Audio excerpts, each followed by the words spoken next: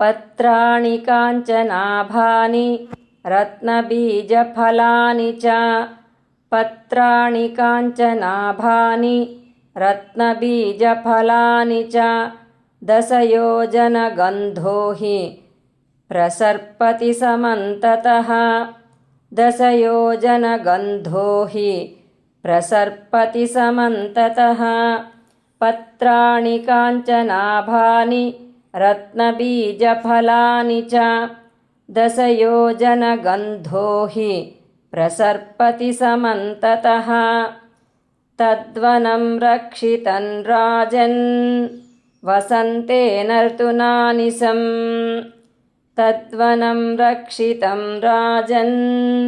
वसन्तेन ऋतुनानिशं पुष्पसिंहासनासीनः पुष्पच्छत्रविराजितः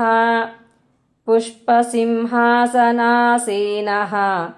पुष्पश्चत्रविराजितः तद्वनं रक्षितं राजन् वसन्तेन ऋतुनानिशं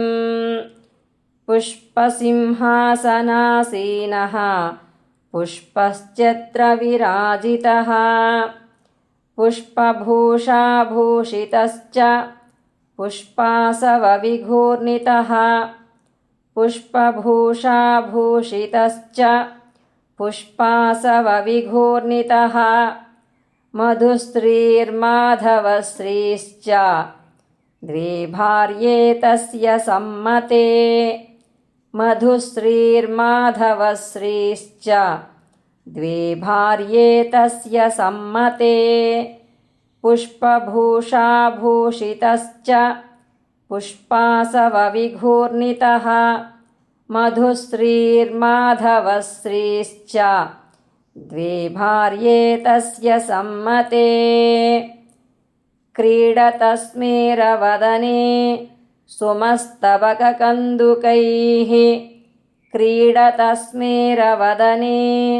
सुमस्तबककन्दुकैः अतीव रम्यं विपिनं मधुस्राविसमन्ततः अतीव रम्यं विपिनं मधुस्राविसमन्ततः क्रीडतस्मेरवदने सुमस्तबककन्दुकैः अतीव रम्यं विपिनं मधुस्राविसमन्ततः दशयोजनपर्यन्तं कुसुमामोदवायुना